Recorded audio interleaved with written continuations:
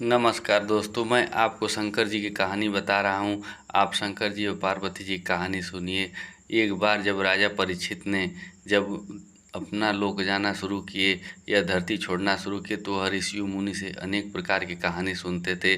तो इसी तरह राजा परीक्षित को एक ऋषि ने कहानी सुनाया तो बताए कि हे राजा, एक बार जो है कि एक एक राज्य में एक राजा रहता था। उसकी 4 कन्या थी।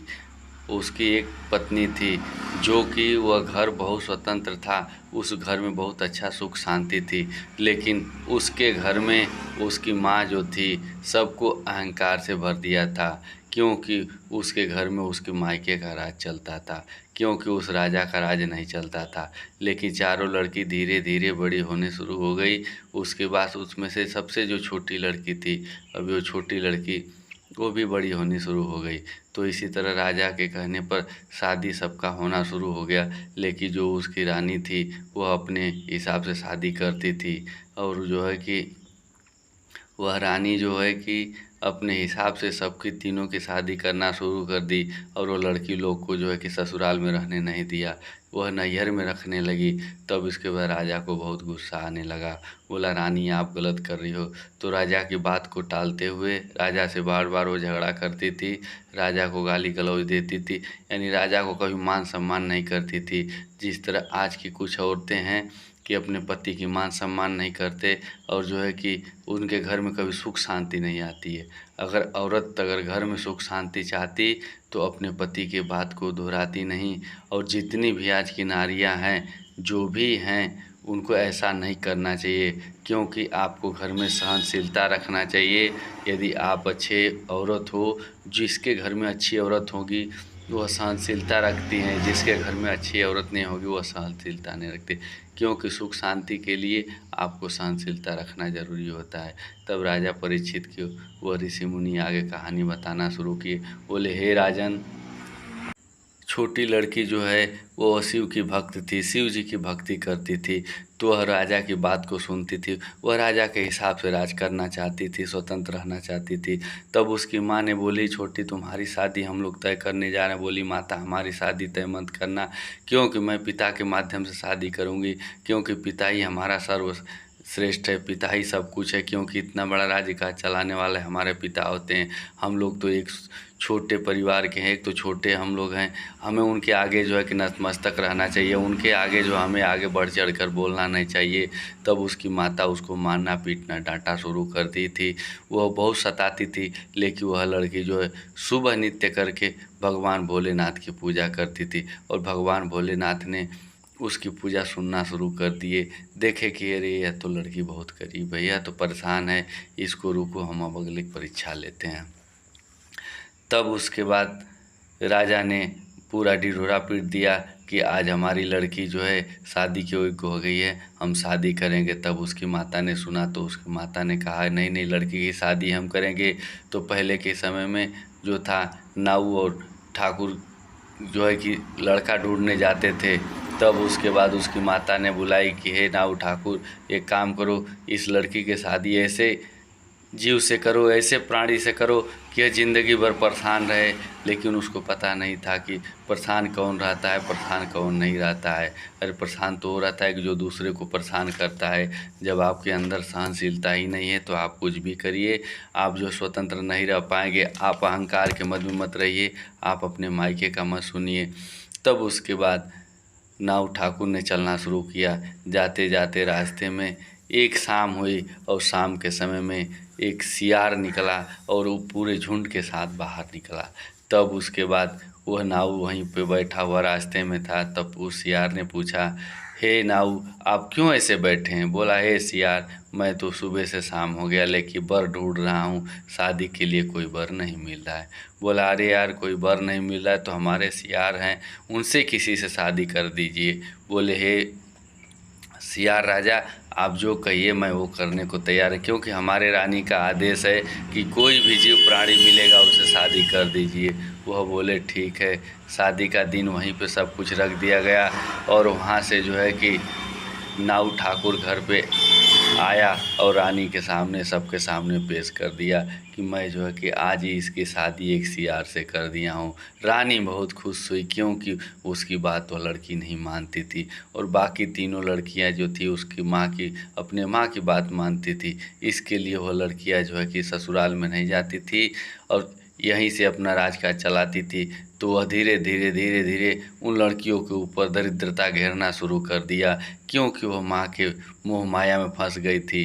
कभी मोह माया में नहीं फंसना चाहिए क्योंकि माँ की मोह माया में फंसने से जो होता है लड़की का अगला घर जो है कि बस नहीं पाता है, उसका घर उजड़ जाता है।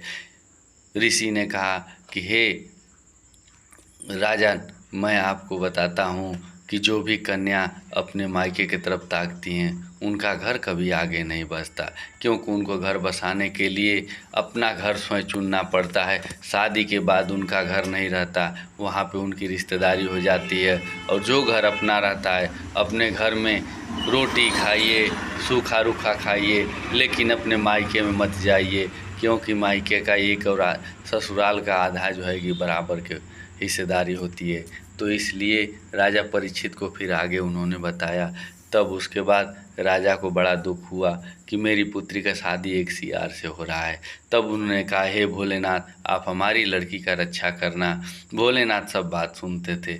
उसके बाद उस सियार की शादी जो है कि नाऊ ठाकुर दिन और तारीख तय करके चले आए थे। उस दिन उधर से सियार खूब बाजा गाजा के साथ दरवाजे पे आए, उनका स्वागत हुआ।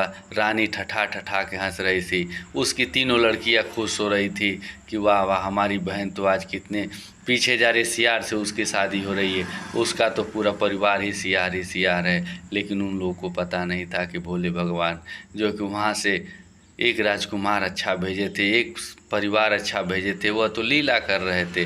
तो उस लीला को सुनने के लिए, देखने के लिए बहुत लोग गए। तो जो राजा के प्रति थे वह खुश हो रहे थे, दुखी हो रहे थे, और जो रानी के प्रति थे वह खुश हो रहे थे।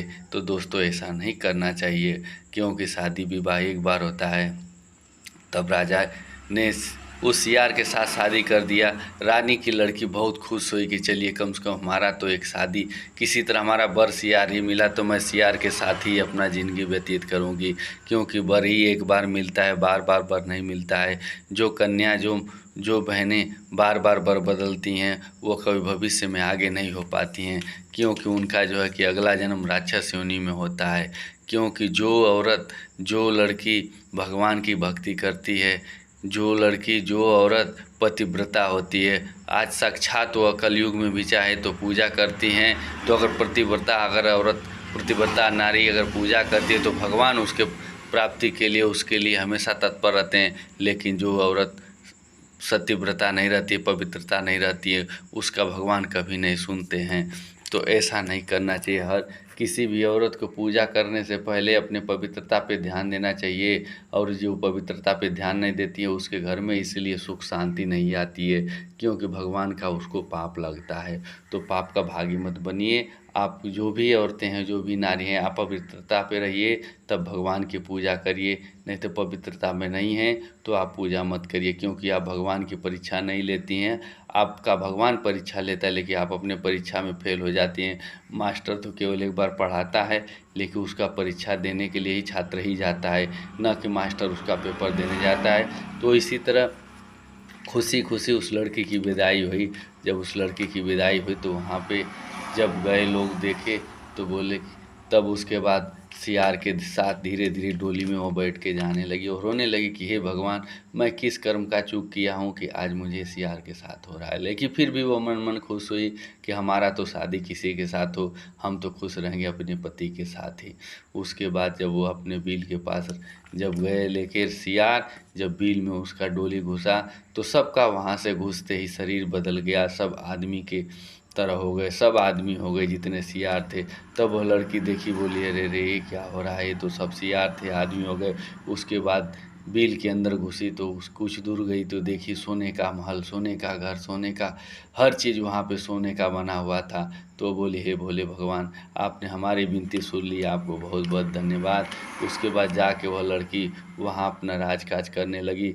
तो कोई भी लड़की हो अपने कर्म से खाती है, अपने धर्म से खाती है, तो आप अपना कर्म मत बदलिए। कर्म जो होता है प्रधान होता है, कर्म ही पूजा होती है।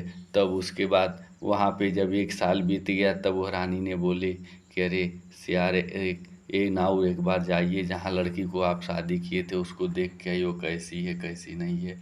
तब उसके बाद नाऊ ने बोला ठीक है मैं जाता हूँ। तो वहाँ पे नाऊ गए, बील पे खड़ा हुए। सुबह से लेके शाम तक कोई बाहर नहीं निकला, क्योंकि होशियार डरता था कि मैं बिल के अंदर जाऊं तो हो सकता है कोई मार देगा, कोई खा जाएगा, फिर मैं वापस कैसे राजा के पास जाऊंगा। तब उसके बाद राज सियार वहाँ पे एक बाहर आया, बोला अरे भाई तुम यहाँ क्यों खड़े हो, तुम अंदर चलो। बोले नहीं नहीं भैया, तुम लोग सियार हो, अपने जो हम लोगों ने राजा से कह के शादी कर दिया था उस लड़की से मैं मिलने जा रहा था, और उस लड़की को आप बाहर लेके आइए, नहीं तो बताइए वो मर चुकी है या जिंदा है। सियार ने हंस के बोला बोला अरे यार तुम लोग मूर्ख हो, तुम नहीं जानते भगवान की लीला है। भगवान की लीला को आज तक किसी ने नहीं समझा, क्योंकि भगवान ने एक दूत बनाकर भेजा था सियार को। बोले हे सियार, अगर जो भी हो तो आप अपना रूप में आ जाइए। तब वह सियार अपने रूप में, आदमी के रूप में आ गया। तब वह नाऊ ठठा के हंसने लगा, बोला हे प्रभु, आप तो लीलाधर हैं, लीला करते हैं, बताइए वह कन्या कैसी होगी, हम तो जानते हैं कि वो स्वर्ग में जाके बैठी होगी। तब उसके बाद वहाँ पे जाके देखा, बिल के अंदर घुस गया, जाके देखा सोने का महल, सोने का घर। जाके वहाँ पे 2 महीना वो भी नाऊ ठाकुर रहा, पूरे राजकाज का सब कुछ देखा। उसके बाद जब नाऊ की विदाई होने लगी तो नाऊ को राजा ने सोने चांदी हीरे मोती जवाहरात से उसको पूरा विदा किया। वह नाऊ बोला अरे रे, मैं तो ये लेके जा रहा हूँ, राजा हमें देखकर जो है कि छीन लेंगे। बोले नहीं छीनेंगे, क्योंकि ये तुम्हारे लिए दिए जा रहे हैं, जो इसे अगर स्पर्श करेगा, जो छुएगा वह जो है कि भस्म हो जाएगा। ये हमारा ऐसा है, तुम्हारे इच्छा से ये धन दौलत काम करेगा, जिसको दोगे उसी के साथ रहेगा। तब नाऊ ठाकुर ने वहाँ से विदा लेते हुए, उसके बाद नाऊ ठाकुर ने उस लड़की से मिला, लड़की से बात किया, देखा कि वाह वाह राजा, सही कहते हैं कि किस्मत की बात होती है, जो माँ बाप का होता है वह सबका होता है। तो अगर पिता कहे पुत्र को काम करने के लिए, कुछ भी करने के लिए, तो हमेशा अपने पिता की बात को मानना चाहिए, उसके बात को टालना चाहिए। आपका पिता पिता होता है, माता माता होती है, कितना हो वो पागल हो या चालाक हो, लेकिन फिर भी आप उसके बात को मत टालिए, हमेशा उनके बात को देखिए और उनके बात को सुनिए कि हाँ क्या गलत है क्या सही है।